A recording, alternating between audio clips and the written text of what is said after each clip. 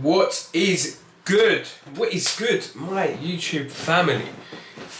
That's maybe the new thing. That may be the new thing. But it's been a while. It feels weird. I haven't actually got the camera out and actually spoke to the camera in a long time. It feels weird, but nevertheless, it's good. It's good to be back. I'll be honest, I'll give you kind of like a rundown on how things have been going, what's been happening with me recently. So, of course, I had that photo shoot prep that I was working for. Photo shoot was done. I was going to say I absolutely nailed it, but I think I've done the best that I could in order for me to bring like the best package towards for that photo shoot. And kind of things just, I just took a little break after, if I'm honest. I've started, just enjoying food, going out and, actually socialising, because I feel like when I started the prep, I went into the mindset of it's prep or nothing. And of course I gave the prep the 100%, fully 100% that I could have given it anyway. God, these messages.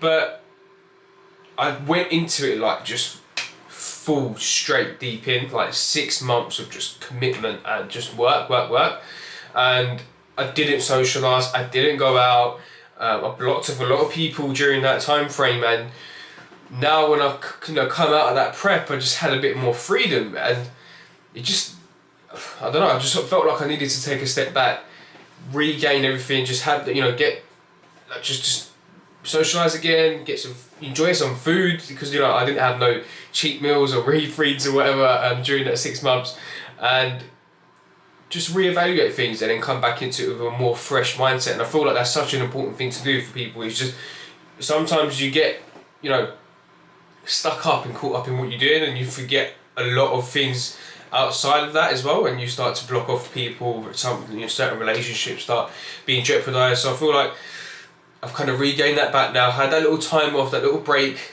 and I'm back to like the grind mode now. So I didn't stop working, I was still doing like my coaching and whatnot, but other adventures like YouTube and stuff just took a bit of a hit after I've done that prep. But now I'm back, I am back. I'm going to just commit to what I've mentioned before, was like 1 video a week, hopefully push that to 2, and hopefully get some good content out for you guys. But I'm back now. I did film a few bits for YouTube the other day. I had a pool session with one of my clients. I forgot to do an introduction video for that actual pool session, but I'm going to try to do a voiceover on that pool session, I think, and just get some different content out for you guys, some training stuff, some educational stuff, some day in the life, what I'm doing. But of course, for now, I'm in a gaining phase. I think it's been like 3 weeks in to the gaining phase. I've got a new coach, which I'll do a separate video on as well. So I'm working with an IFBB Pro to kind of get me to the physique that I want in order for me to start competing. So yeah, this gaining phase should be a good one for sure. But yeah, let me. I'm gonna edit in the pool session to this intro here.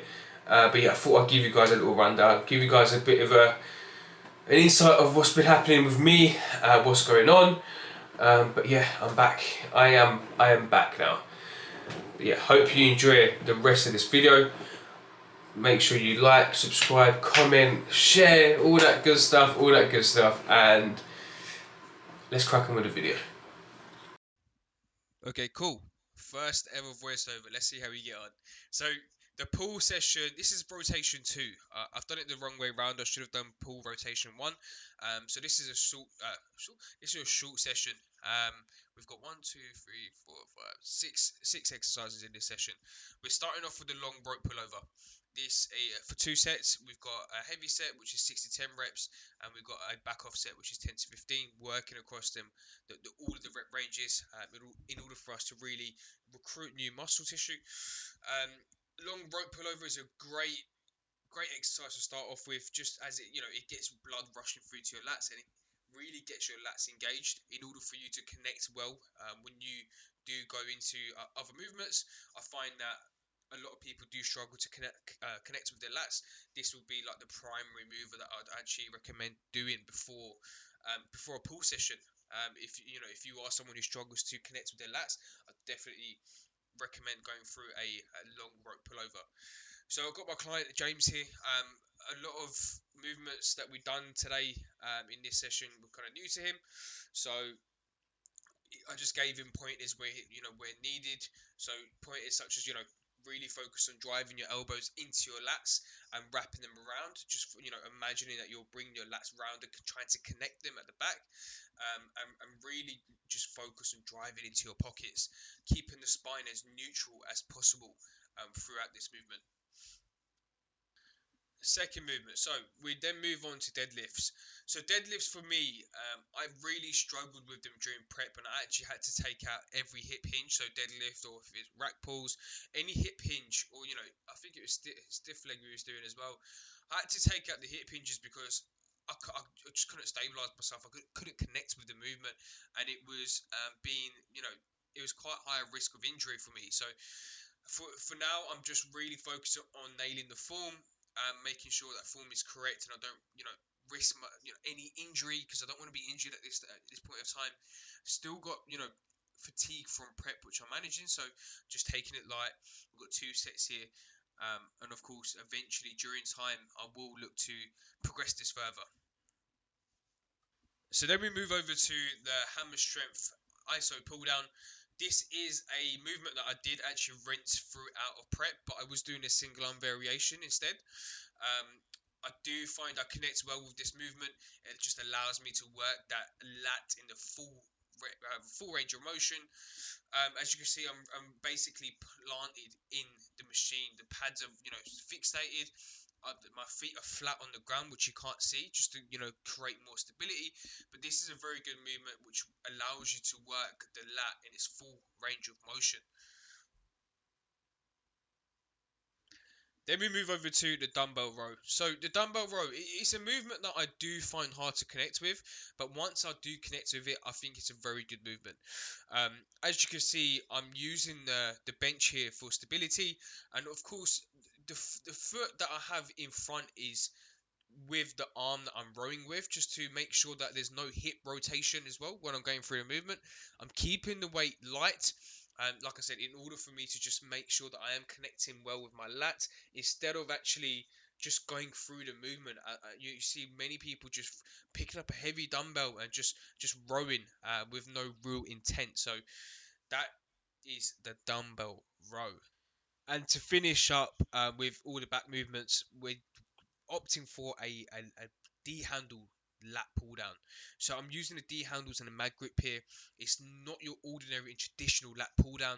This mag grip and the D handles just allows you to get your lat in a more shortened position than an average, not an average, a more traditional lat pull down would allow you to do. As you can see, I'm driving with my elbows in instead of driving with my elbows out. Like I said, with a traditional lat pull down, you're you're limited to how much you can actually get that lat short. Whereas the D handles here and the mag pull down allows you to get it as short as possible, um, and work it through its full range of motion. And these guys who just walk past, thanks for ruining the video. Um, but yeah, that is the mag D handle pull down. And then we just finish up with 3 sets of calf raises. I'm trying to build my calves. As you can see, my calves are non-existent.